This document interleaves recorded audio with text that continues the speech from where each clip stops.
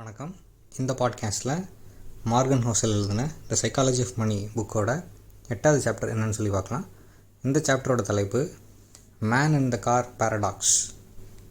அதாவது விலை மதிப்புள்ள கார். இந்தியா மாதிரி நாட்டில் நம்ம ஃபெராரி, ரோல்ஸ் ராய்ஸ் இல்லை போர்ஸ் மாதிரி கார்களை பார்க்க போகிறதில்ல அடிக்கடி. பட் இங்கே ஒரு பிஎம்டபிள்யூஓ ஆடியோ ஒரு லக்ஸுரி காராக பார்க்கப்படுது. ரோட்டில் ஓடுற 1000 மாருதிக்கு மத்தியில் ஒரு ஆடி காரோ இல்லை ஒரு பிஎம்டபிள்யூ காரோ ஓடும்போது அதை அந்த காரில் போகிறவங்க, ஆடியில் போகிறவங்க, பிஎம்டபிள்யூவில் போகிறவங்க அதை பெருமையாக நினைக்கலாம். ஆனால் மக்கள் அந்த காரை தான் பார்க்குறாங்களே தவிர்த்து, அந்த மாதிரி ஒரு காரை வாங்கணும் தான் நினைக்கிறாங்களே தவிர்த்து, அந்த காரை ஓட்டிகிட்டு போகிற நபருக்கோ இல்லை அந்த காரோட உரிமையாளருக்கோ பெருசாக எந்த மரியாதையும் கொடுக்க போகிறதில்ல அப்படின்னு சொல்லி அவர் சொல்கிறாரு. அப்புறம் அவரோட பையன் பிறந்தப்போ, மார்கன் ஹோசலுக்கு மகன் பிறந்தப்போ ஒரு லெட்டர் எழுதுறாரு. அது அந்த பையன் லேட்டர் ஸ்டேஜில் ஒரு யங் அடல்ட்டாக இருக்கும்போது அவன் படித்து பார்க்கணுன்றதுக்காக ஒரு லெட்டர் எழுதுறாரு.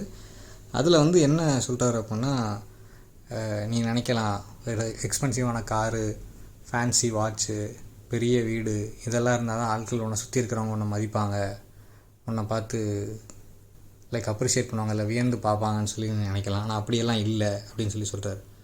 உனக்கு உன்னை சுற்றி உள்ளவர்கள் மரியாதை தரணும், இல்லை உன்னை பார்த்து ஆச்சரியப்படணும் அப்படின்னா அது நீ நடந்துக்கிற பொருளில் தான் இருக்குது. நீ வச்சுருக்கிற எக்ஸ்பென்சிவ் பொருளால் உன்னோட கௌரவம் இல்லை மரியாதை தீர்மானிக்கப்படலை அப்படின்னு சொல்லி அவர் சொல்கிறார் அந்த லெட்டரில். அதாவது நீ இறங்குற பயன்படுத்துகிற காரை விட நீ எப்படி நடந்துக்கிற, அடுத்தவங்களுக்கு எவ்வளோ மரியாதை கொடுக்குற அப்படின்றதான் முக்கியம். அதன் வழியாக தான் மக்கள் உன்னை புரிஞ்சுக்கிடுவாங்க, அதன் வழியாக தான் உன் மேலே திரும்ப அன்பு செலுத்துவாங்க, இல்லை மரியாதை கொடுப்பாங்க அப்படின்னு சொல்லிட்டாரு. இந்த புத்தகத்திலே உள்ள மிக சிறிய சாப்டர் இதுதான், 2 பேஜ் தான். அதில் அவர் சொல்கிறது பொருட்கள் மீது உள்ள பற்றை குறைக்கணும்.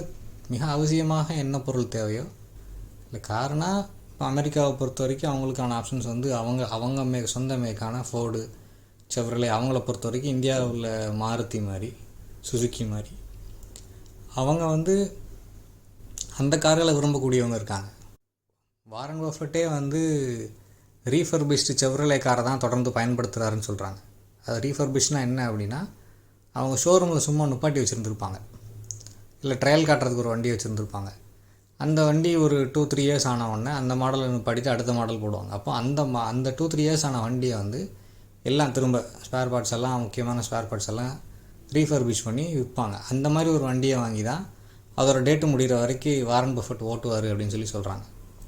அப்போ அந்த இதை தான் அட்வைஸ் பண்ணுறாரு மார்கன் ஹோசல். இதெல்லாம் இருந்தால் தான் ஆட்கள் அட்மையர் பண்ணுவாங்கன்னு நினைக்கக்கூடாது, உன்னோட நடத்தையில் தான் அது இருக்குது அப்படின்னு சொல்லி சொல்கிறாரு. இவ்வளோ நேரம் பொறுமையாக கேட்டதுக்கு நன்றி. அடுத்த சாப்டரில் மீட் பண்ணலாம். தேங்க்யூ.